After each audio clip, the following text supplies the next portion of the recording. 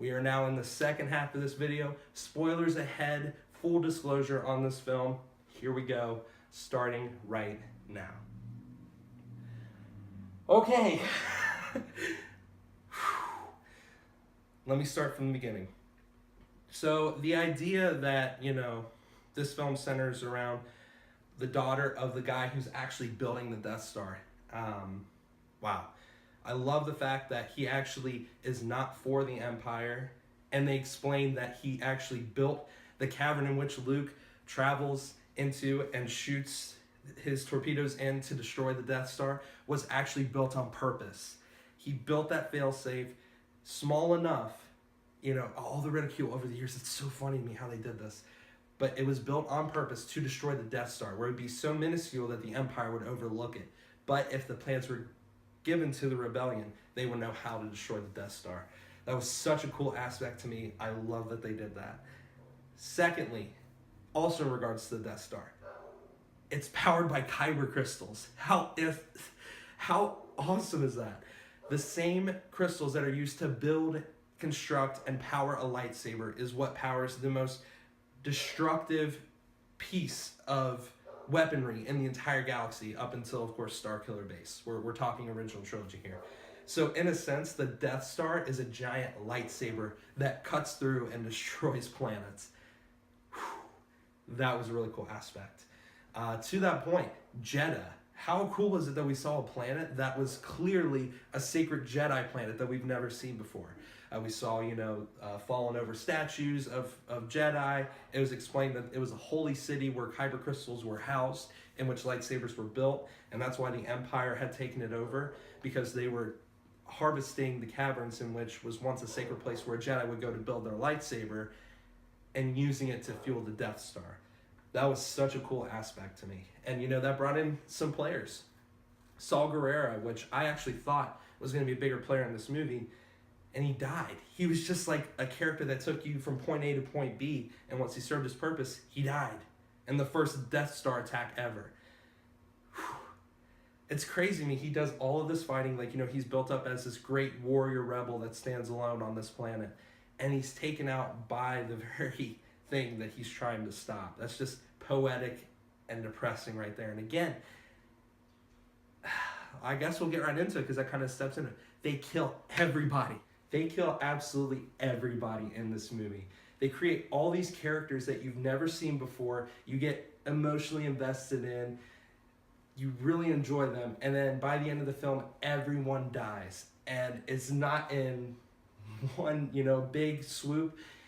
Each character gets their own painful death.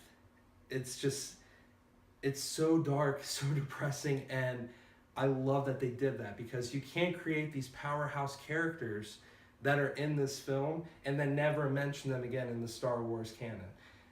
So it made sense when I thought about it, because you can't, like I said, create these characters that are taking on the Empire on their own, doing all these crazy things, and then they're just gone. You never hear from them again. There's no way. So it makes perfect sense, but man, did they do a good job creating all of these characters that you actually get invested in, and then creating that feeling of when they die, you actually feel it. That was very well done by the writers and the director of this movie. And I love that. It kind of seems a little bit sadistic, but that's what this story is. It's, it's dark, it's depressing. It's seriously, like I said before, the darkest story we have seen in Star Wars to date. So it was very crazy that they did it, but it made perfect sense at the same time. I mean, like I said, with Saul Guerrero's death, it was poetic in a depressing way. Same thing with everyone else. So now that we've touched on that, let's get into the characters themselves. Jyn Erso, I kind of mentioned it in the first half of the video. She is this completely different character than we've seen. Different than Princess Leia. Different than Rey. And I love that they did that. She's just this scrappy, hey, I don't care about anyone. Everything's been taken away from me, so why should I care about anyone else?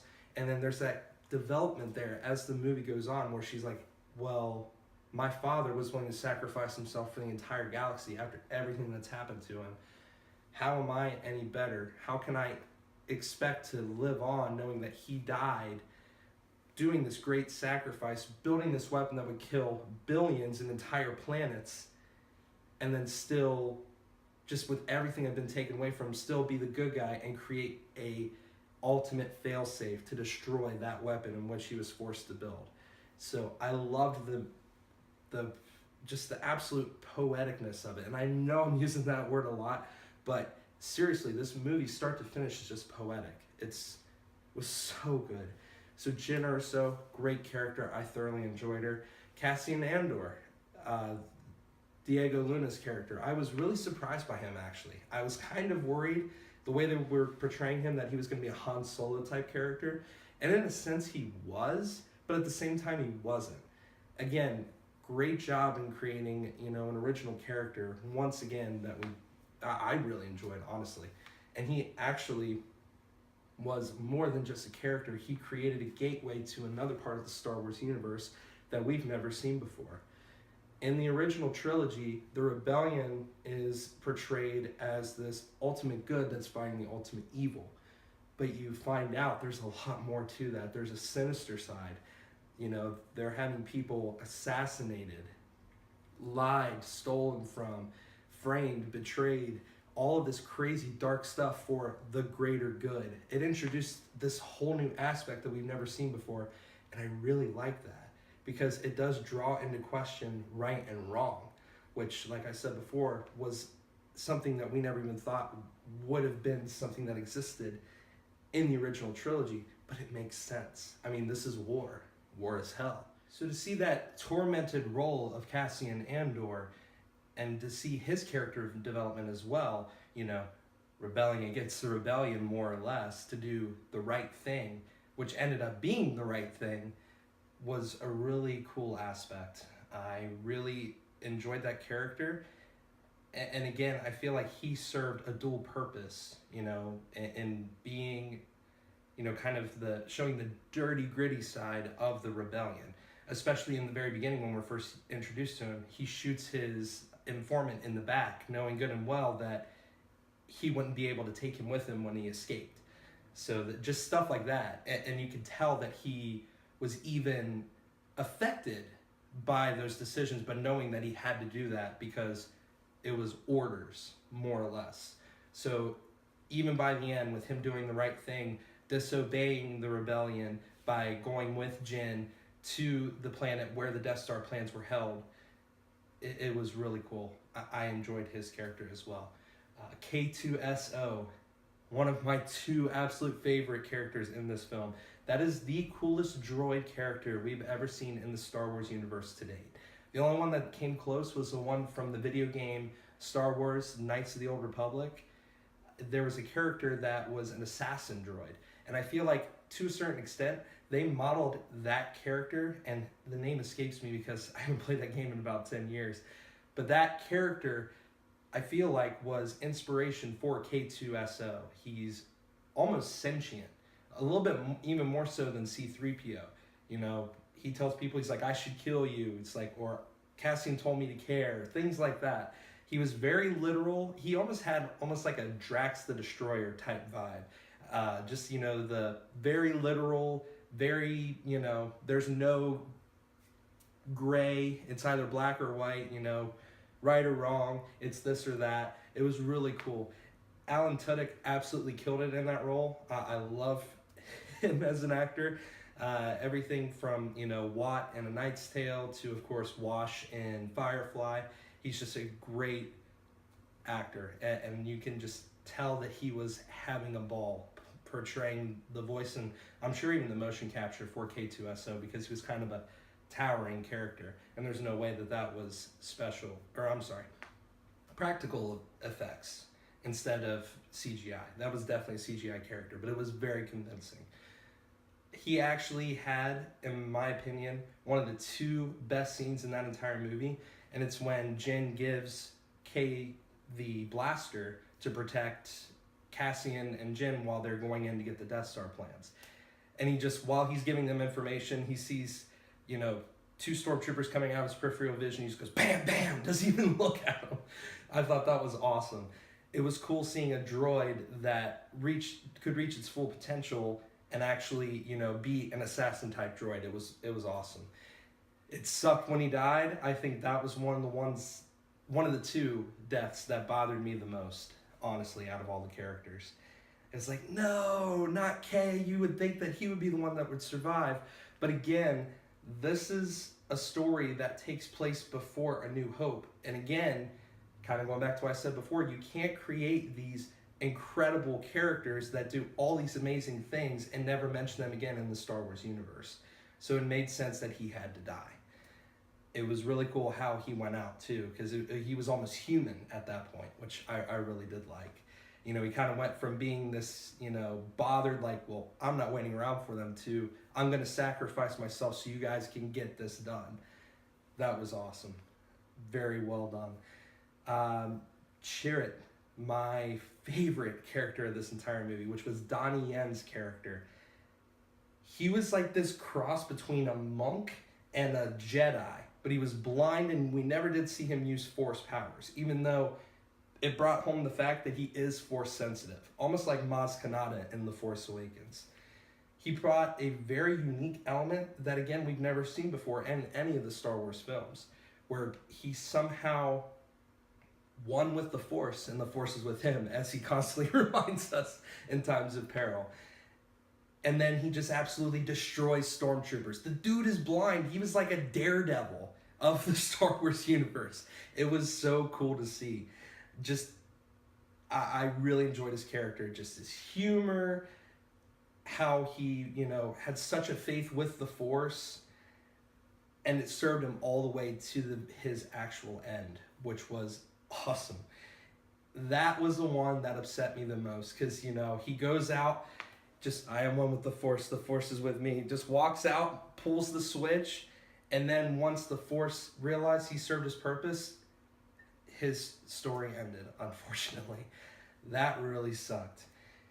And I loved how well that character was handled. It brought almost like a knowledge aspect to the team, you know, where insight, I guess, more or less, which is funny because the guy's blind, but he brought such an insight to the team that, you know, he could see more without even being able to literally see. Great job by Donnie Yen. I was so pumped when they announced that he was going to be in this film, because I love that dude as an actor. He's awesome. So great job by Donnie Yen. 100% my favorite character. I would say that my next favorite character is actually his partner in crime, Baze, which had the coolest weapon I have seen in the Star Wars universe thus far. It was like this chain machine gun blaster, and it was so cool. He Baze brought a really cool rugged, I don't know how to even describe it. He wasn't even like a sidekick, but he was with, you know, Chirrut. They were best friends. I'm not sure if there was more to that. It would have been cool to have seen that, but you could tell that they had a very brother-like bond. Chirrut was more of the insightful one. Baze was more of the physical force of the two. Chirrut I feel like would try to, I guess, you know, get someone to open a door by like talking to them philosophically. Like, you know, this is why you should open the door for me. Meanwhile, Baze would be like, screw that, throw a thermal detonator on the door and blast that thing open. So his death was a little bit harder to see because he witnessed his best friend die in front of him, and then he was alone. So his death was a little bit more sad, actually, because he felt the death of Chirrut and knew that he was in an impossible situation. He was going to die alone. But I guess there was a little bit of hope there when he chanted his friend's words, I am the Force is with me. And he took out some more Imperial Death Troopers, which, according to what we've been informed, are the top of the line stormtroopers. So that was really cool, a really, excuse my language for the kids out there, but a really badass way to go out. Great job by that character as well. There's not one character that I didn't dislike, which is hard to say because you feel like in any movie you're like, I didn't really care for that character. But each character in this film served their purpose. Perfect example, the Imperial cargo ship captain. We didn't. I don't even remember hearing his name the entire film. I think they just informed him or they portrayed him as the defector from the Empire. But he was really cool as well because, all he wanted to do was good. He was inspired by Galen Erso to do the right thing. And he did that all the way up to the very end. And his sacrifice allowed for the Death Star plans just as much as the rest of the team, if not more so, to get to the rebellion so the Death Star could be ultimately destroyed. If it wasn't for his efforts in getting the shield down and creating the relay, the rebellion would have never have gotten those Death Star plans, and all of it would have been for naught. So even he was a great character as well. I really enjoyed that. He almost had an innocence about him. So that was a very interesting aspect as well, all the way up to his end. And you're like, oh man, that really sucks. I mean, each death, every single death that you felt, it was just, you felt it, like I said before. So just the entire team, start to finish, all of, from starting out as this band that has to get off the planet of Jedha to actually being a team at the very end to get the Death Star plans. It was just so well done. And then when Jyn Erso and Cassian meet their end at the Death Star, just that moment where they're, it's victorious, but it's bittersweet because they know that they're going to die and they just hug each other. I actually like that a little bit more because I feel like whenever we have a female character and a male character that are leads, they ultimately have to be love interests. And there was more of a respect between the two rather than an actual love. Now, whether there would have been something later on had they lived, that's a completely different story. I like that it wasn't rushed. There was something there, but it wasn't enough for them to kiss before they died. It was, they hugged each other realizing, we're going to go, but I'm glad that you're here with me and that we were victorious. And then, in a ball of light, they were gone. Every single one, even the rebels that were on the planet as well, just everyone gone. Onto the villain side, Director Krennic. I really liked this villain. He was compelling. He was arrogant. He brought a side of the Empire that we haven't seen before, where he is so drunk on power that he even has to get knocked down a few pedestals by one Lord of the Sith, which that was my second favorite scene in the entire movie. And I'll talk about that in just 1 second. But Krennic brought this element of, I'm more concerned about being in charge than actually bettering the Empire. I'm more concerned with being in control of Galen Erso than I am, anything else. He was a power-hungry, arrogant, selfish dude, and ultimately he met his end by his own hand, more or less. So that was really cool. I like that character a lot, and I love that the role that he played in this movie as well. All right, now I'm going to move into the two big characters that I was just beyond impressed with how they were handled. I'll go with the first one, and then I'll go with the bigger one. Grand Moff Tarkin. Holy crap, was that not awesome? That CGI almost got me how good it was. It was so lifelike that I had to do almost a double take and wonder if they used scenes from A New Hope.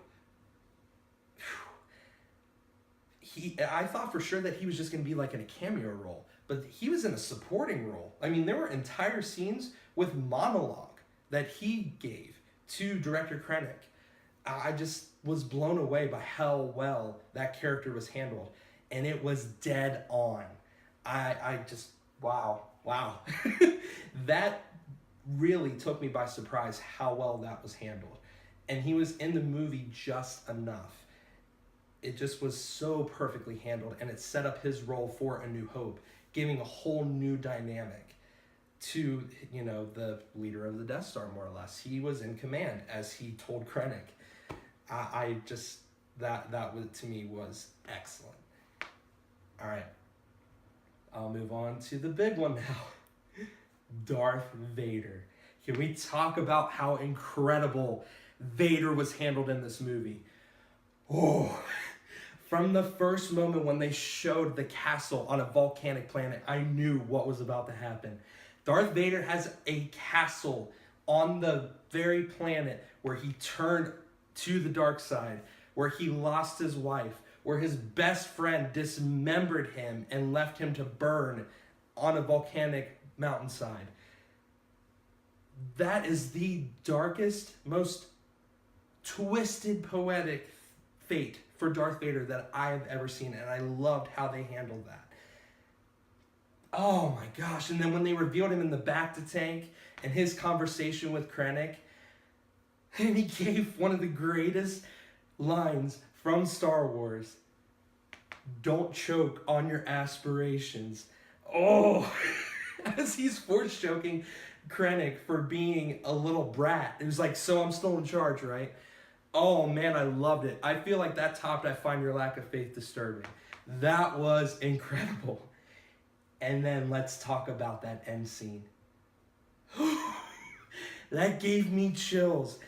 When it was a black room, I knew exactly what was going to happen. The minute I heard that rasp and that lightsaber ignite, oh my gosh, that was the best part of the entire film. That was Darth Vader going full-blown Super Saiyan, let me tell you. When he was just taking out those dudes with the Force and his lightsaber, we have never seen that brutal and visceral Darth Vader before. It was kind of hinted at in Revenge of the Sith, but we've never seen him completely unleashed like this in any of the movies. Oh my God, that makes me want a Darth Vader anthology film. Please make that happen.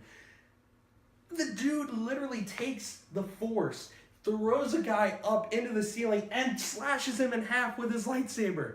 Ah! It was shot like a horror film, and you felt the epic terror and brutalness and just honestly epicness of that entire scene. It was incredible, and it set up the perfect ending point and starting point for his role into A New Hope.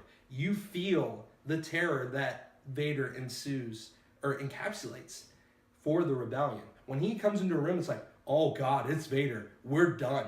Game over. You just felt that for those rebels. It was amazing. I love that.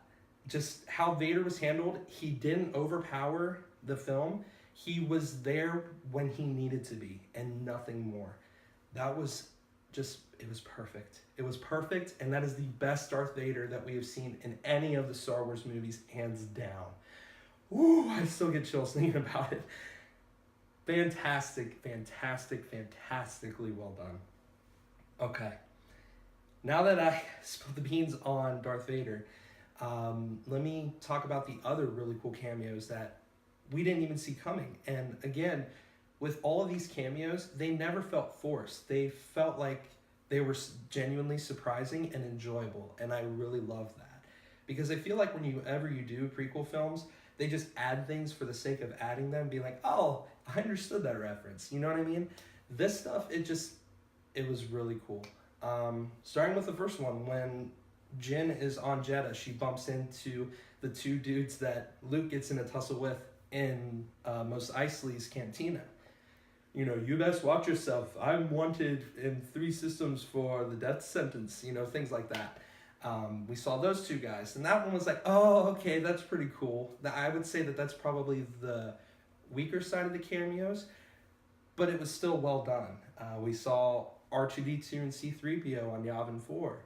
We saw Red Leader and Gold Leader from A New Hope. That was a really cool surprise. I'm like, that's awesome. It just, you know, and everyone in the theater was like, oh, wow, like clapping and cheering and everything. You know, Tarkin, Vader, just all of these little cameos were perfect. And then Princess Leia at the very end of the film. Again, this CGI in this film is incredible because I had to do a double take. It almost looked like Leia, Carrie Fisher from 1977. Like they somehow superimposed pieces from A New Hope into this film, but it wasn't. It was just perfect. Just that film start to finish, wow. I can't wait to see it again, honestly. It was so excellent. It was so well done. It got me so pumped. Just, it was, again, a story worth telling. And I was so pleasantly surprised by that, because I went in there a little bit hesitant that this was just going to be a film that more or less just got Star Wars fans to limp along and be a little bit satiated until episode 8 comes out next year. But it wasn't that at all. It ended up being now in my top 3 favorite Star Wars movies of all time. Empire will always be first. I mean, let's be honest. But Rogue One took second for me. And, for, up until now, The Force Awakens was in that second spot. This one topped The Force Awakens. Man, so well done. So well done. Gareth Edwards, I applaud you. You deserve all the praise that you're getting right now for this film.